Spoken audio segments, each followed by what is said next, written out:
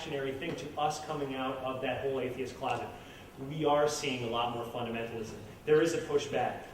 Now, I don't know what we can do about that, because I don't want to stop talking about atheism. I don't want anybody to not come out of the closet. But there are consequences to that. It will make people afraid, and it can make people violent. And we have to be aware of that fact. Now, I do believe that we should always be open to discussion. I don't want to start telling anybody that's like, oh, shut the fuck up and you have nothing to say.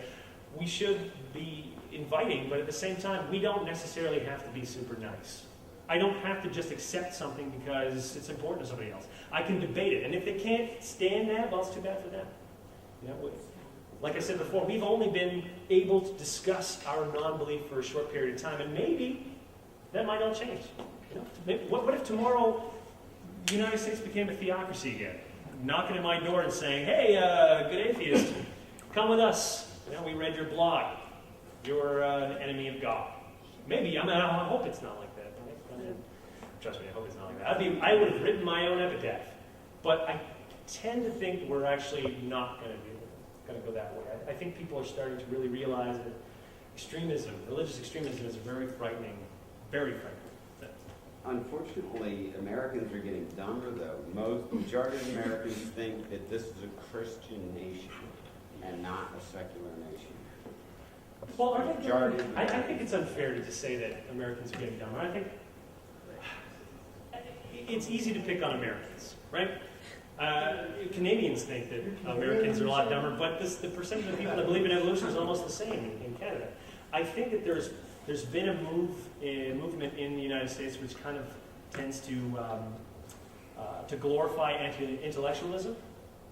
I'm not entirely sure, though, if this is just a trend or if this is going to continue. I don't think so.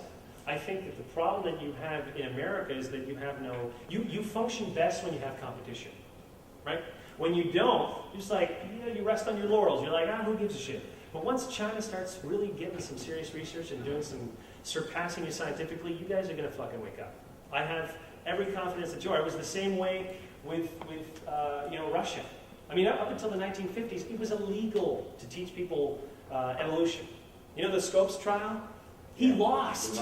He lost. He didn't win, but as soon as the Sputnik was up, people got scared. They're like, okay, we need to redouble our efforts on science. And it doesn't take that long for people to kind of get back. Sure, you could be stupid and lazy for a little while, but this is not a permanent state. People can learn, you know? Individuals are smart, but they have to be pushed towards that. And I think that that's probably the problem we have right now. Nobody's being pushed toward. The same way that I said you could sit on your lazy ass and play video games all day and make no contribution, you can do that, and I think that's actually part of the problem. We don't feel like we can or should contribute. We're resting on our laurels. But there are lots of things that are starting now and going to be problems later on, serious problems. And I have, maybe you can call it faith, in mankind of saying, when push comes to shove, we get our asses in gear. And I think that we're just living in a particular time of maybe an intellectual malaise. Just like, I don't know what to think. I don't know what to believe. Maybe this is kind of like our intellectual adolescence. I would like to think that we're going to get smarter. Geez, I have no real proof of that. Anybody else have anything in the back? I think you mentioned the percentage of people that do believe in evolution. What exactly is that? What is the what? The percentage of people that do believe in evolution. In this country? Yeah. It's roughly about 39%. Now, that places you just slightly above Turkey. And if that seems disturbing to you, and you're trust me, I thought it was disturbing too, but there is kind of good news in that. Because roughly about the same percentage of people answered, I don't know. So if you wonder, like, how do we boost that number? You get to the people that aren't sure. Then you could raise it to like almost 70%, and that would be a significant number. I think that there's a lot of people that fall within that category. Either they don't know, or they're just like, I don't care, it doesn't affect me, I don't want to think about it. And that's the people that we have to appeal to. Forget about those that are creationists, okay? You're not going to convince them, and it doesn't even fucking matter. They are still a small minority. It's just everybody else is too afraid to take a position. But they can be, their minds can be changed. Like I said before, in my province, 71% of the population believes in evolution, but it's not, those numbers aren't as high throughout the rest of Canada. In some places it's as low as 53%, and that's almost depressing for me, but I do believe those numbers can go up. Coming back to population numbers of right saying America's like 12 to 14 or somewhere around there, which is actually a progress up. We're getting there. We're the fastest growing religious minority. Yeah, that's it.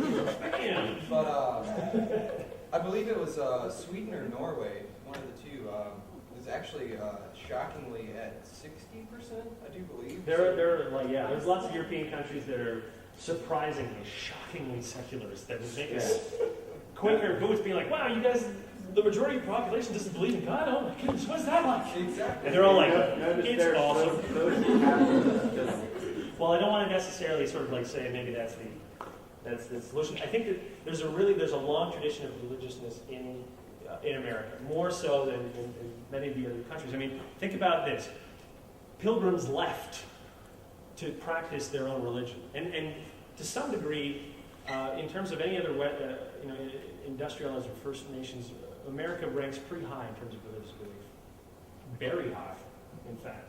But it's not the same for everybody. So we might get there. I don't know. I hope so. Damn, I hope so. It would be pretty sweet. It would be pretty sweet. Even if we get there, what is getting there? I see what is getting there really? Because I mean, you've always had movements historically to go from a population that cared less about God or Judaism or whatever, and then movement towards back into religion. Historically, we've seen things like that happen. Well, if you look at the rates of church attendance, it's actually been going up since the 1800s in America. It keeps growing and growing and growing. I would say that in the past 100 years, this has been a very religious time for America.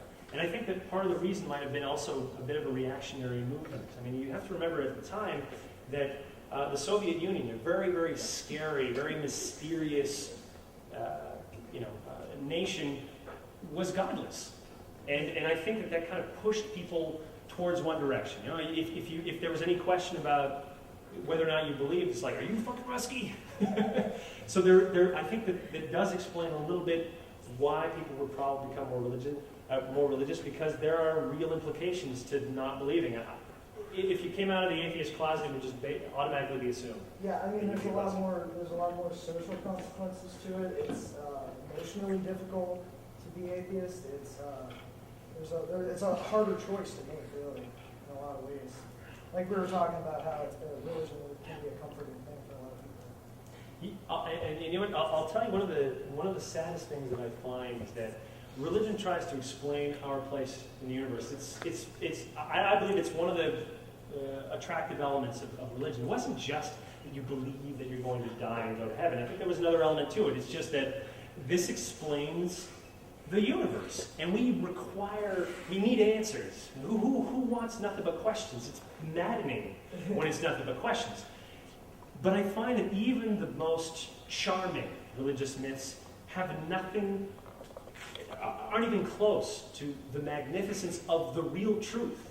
I mean, think about this. I don't know if any of you have heard of the Hubble Ultra Deep Field image. For those of you that didn't, basically, they took a section of the sky, a very dim section where there were a few stars, and they decided to point the telescope. The first time they did this, they pointed the telescope there for about 11 days. And at the time, people were like, you're wasting your time, there's nothing there, we should be using the Hubble telescope for something more useful, but, they were just like, no, let's just try this. Why can't we just try it? And the first image that came back, they had found 3,000 galaxies in a tiny corner. When they tried it again for the second time, it was a span of about 20 days. Don't quote me on this. But they examined a piece of the sky. Roughly, if you look at the moon, roughly 1/10 of that is the section of the sky that they scanned. They found 10,000 galaxies, early galaxies from the very first formation of the universe, just in that one spot. And it's the same everywhere. The distribution is even. There's not one corner that has more or less. It's just the distribution is equal everywhere. There are more galaxies than there are suns or stars in this galaxy. And when you think about just the sheer number of that and just how huge all that is, how amazing is that you are